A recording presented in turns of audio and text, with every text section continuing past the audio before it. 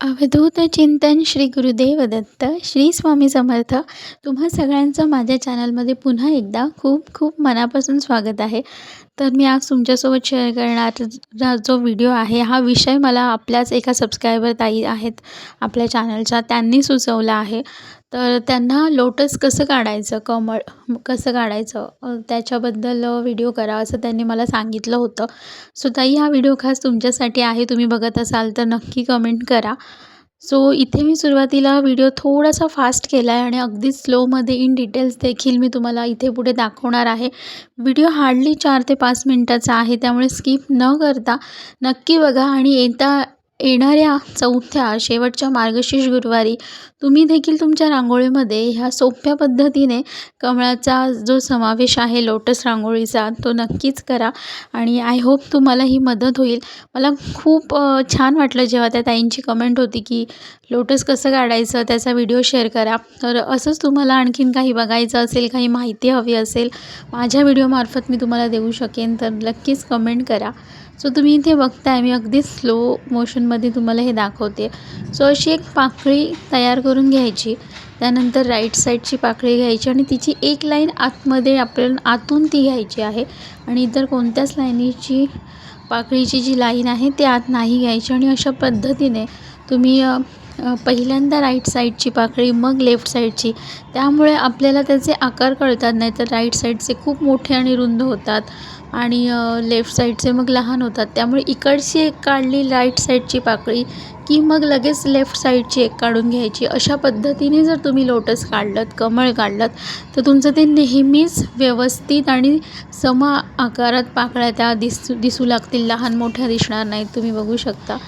आणि त्याच्यानंतर असं तुम्ही रांगोळीच्या डिझाईन्स त्यावर पुढे ॲड करू शकता किंवा आपण नेहमी रांगोळीत जे पान काढतो ते काढू शकता. कधीच रांगोळी पांढरी ठेवू नये म्हणून त्याच्यावर हळद कुंकू वाहावं.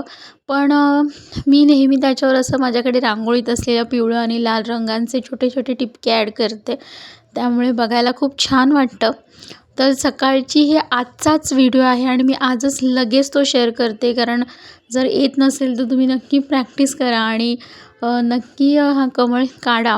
सो आय होप की तुम्हाला येईल. तर असं जे पाऊलं आहेत, स्वस्तिक आहे, त्याच्या बाजूला 2 नाम ओढून घेते, कमळ काढते आणि भगवान विष्णूंचं हे प्रिय चिन्ह जे त्यांना अतिशय आवडतं त्या चिन्हाचा समावेश देखील माझ्या रांगोळीमध्ये नेहमी असतो.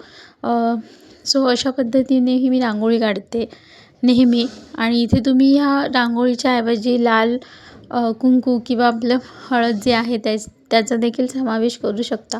त्यांचे टिपके देखील देऊ शकता. ते बघायला अतिशय छान दिसतात. सो ज्या ताईंनी लोटस रांगोळीसाठी कमेंट केली होती, तर आय होप हा व्हिडिओ त्या बघत असतील.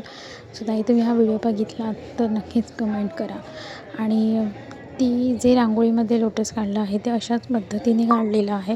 फरक फक्त इतकाच आहे की ते रंगांनी काढलेलं आहे, डिरेक्ट रंगांनी मी अप्लाय केलं आहे. म्हणजे इथे जिथे व्हाईट रांगोळीचा मी वापर केलेला आहे, तिथे मी डायरेक्ट गुलाबी रंगाने काढलेलं आहे.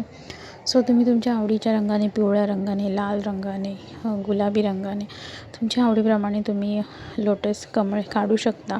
सो मी ते डिरेक्ट चित्रांगण रांगोळीचा जो स्टेन्सिल्स असतं त्याच्या बाजूने अशा प्रकारचं हे कमळ काढलं होतं, जी आपली मार्गशीर्ष 3ऱ्या गुरुवारची रांगोळी आहे त्याखाली तुम्ही कमेंट केलेलात. आणि त्याशिवाय ऑलमोस्ट मी गुरुवारी नेहमीच प्रयत्न करते की मी कमळ काढू शकेन रांगोळीमध्ये. सो मार्गशीर्ष 3ही गुरुवारच्या ह्याच्यामध्ये मी कमळ काढण्याचा प्रयत्न केलेला आहे.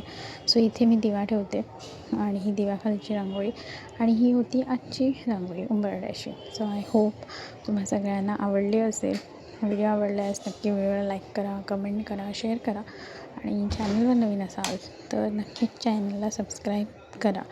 आणि तुम्हाला माझी आजची रांगोळी, ही संपूर्ण उंबऱ्याची रांगोळी मी दाखवलेलं लोटस म्हणजेच कमळ कसं काढायचं हे समजलं असेल आणि ते आवडलं असेल तर कमेंट करा.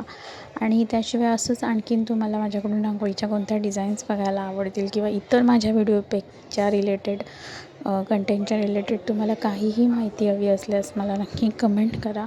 सो भेटूया अशाच नवनवीन व्हिडिओसोबत. तोपर्यंत सगळ्यांना श्री स्वामी समर्थ.